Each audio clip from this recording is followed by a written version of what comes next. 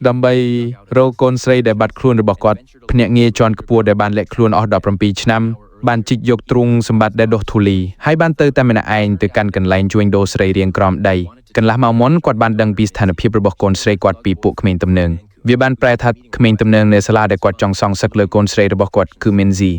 នាងបានឲ្យមិត្តប្រុសទំនើងរបស់នាងរោគណាន់ខុនដែលបានផ្ញើសំណើសុំជួបទៅមានស៊ីដោយប្រើទូរស័ព្ទរបស់គាត់ដោយលួងនាងទៅកាន់ការដ្ឋានសំណង់ដែលត្រូវបានបោះបង់ចោលពួកគេក្រុងនឹងបង្រៀននាងឲ្យចេះមេរៀនបាទខ្ញុំមិនដូចប៉ារបស់នូរីទេសាធារណរដ្ឋបានបដិសេធធ្វើឲ្យហ៊ុយមានអារម្មណ៍អាម៉ាស់នាងបានបន្តចាក់ក្បាលមីនស៊ីដែលរៀមដៃរបស់នាងខណៈពេលដែលជាប្រមាថនាងប៉ុន្តែមីនស៊ីបានសម្រេចចិត្តថានឹងមិនទ្រាំទៀតទេនាងបានរុញយូលីឲ្យដួលទៅលើដីក្នុងពេលជាមួយគ្នានោះមិត្តប្រុសរបស់យូលីក៏បានចូលរួមដែរហេធ្វើបែបនេះហើយខ្ញុំពិតជាថោកទាបមែនខឹងសម្បាពួកក្មេងទំនើងបានចាប់មីនស៊ីដើម្បីធ្វើឲ្យនាងអាម៉ាស់ហ៊ុយដែលកំពុងតែឈួតបានរើសឥដ្ឋមួយដុំហើយវាយទៅលើមីនស៊ីដំបូងឡើយក្រុមនេះកំពុងតែរំភើបថតរូបប៉ុន្តែនៅពេលដែលពួកគេឃើញមីនស៊ីហូរឈាមយ៉ាងខ្លាំងពួកគេក៏ភ័យស្លន់ស្លោបងស្រីហេអូមើ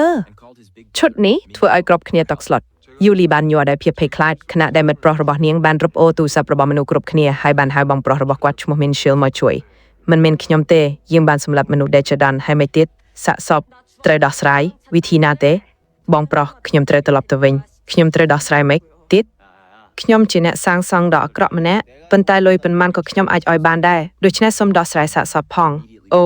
នេះកូនស្រីអ្នកសាងសង់ដ៏អាក្រក់ម្នាក់ឮឈ្មោះប្រធានជូបងប្រុសជាញ្ញាក៏ចាប់អារម្មណ៍ភ្លាមបន្ទាប់ពីដឹងទីថាកូនស្រីរបស់ប្រធានបានសម្លាប់មនុស្សគាត់បានស្ម័គ្រចិត្តជួយយូលីកំចាត់សាកសពបន្ទាប់មកពួកគេបានបោះមីនស៊ីចូលក្នុងប្រមយឡានត្រៀមខ្លួនបោះសាកសពនាងចូលសមុទ្រប៉ុន្តែជីញាបានថតសម្លេងរបស់ពួកគេដោយសម្ងាត់នៅពេលពួកគេចាក់ចេញគាត់បានប្រមានយូលីជាក់លាក់កុំអោយប្រាប់ប្រធានជូអំពីរឿងនេះបើមិនដូច្នេះទេវានឹងមិនល្អសម្រាប់ពួកគេទាំងពីរទេនៅពេលនេះមុខរបស់រដ្ឋមន្ត្រីជិនពោពេញដោយចេតនាសម្លាប់គាត់បានស្កេនបន្ទប់យ៉ាងលឿនហើយបានរកឃើញឈុតដែលគាត់នឹងមិនភ្លេចទៅ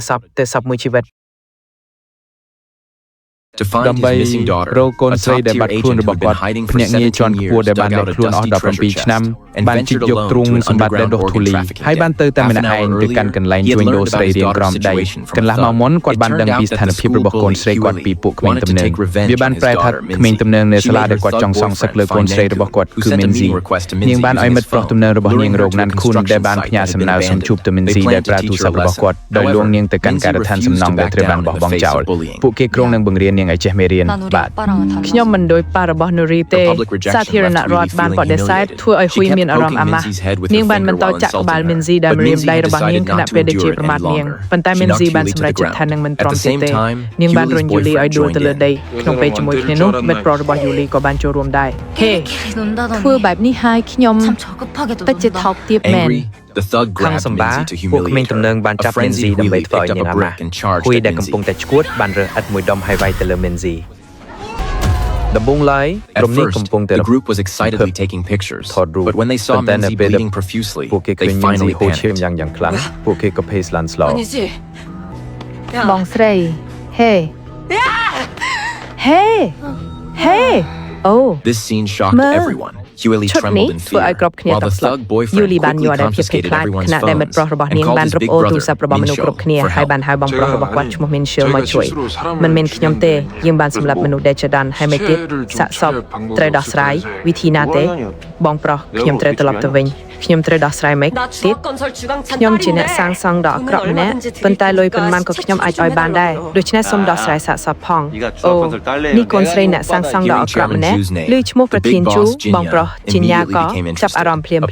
បន្ទាប់ពីដឹងពីថាកូនស្រីរបស់ប្រធានបានសម្លាប់មនុស្សគាត់បានស្ម័គ្រចិត្តជួយយូលីកំចាត់សាកសពបន្ទាប់មកពួកគេបានបោះមីនស៊ីចូលក្នុងប្រមយឡានត្រៀមខ្លួនបោះសាកសពនាងចូលសមុទ្រប៉ុន្តែជាញាបានថតសម្លេងរបស់ពួកគេដោយសម្ងាត់នៅពេលពួកគេចាក់ចេញគាត់បានប្រមានយូលីជាក់លាក់កុំឲ្យប្រាប់ប្រធានជូពីរឿងនេះបើមិនដូច្នេះទេវានឹងមិនល្អសម្រាប់ពួកគេទាំងពីរទេនៅពេលនេះមុខរបស់រដ្ឋមន្ត្រីជិនពោពេញដោយចេតនាសម្លាប់គាត់បានស្កេនបន្ទប់យ៉ាងលឿនហើយបានរកឃើញឈុតដែលគាត់នឹងមិនភ្លេចទៅសពមួយជីវិត he would never forget for the rest of his life.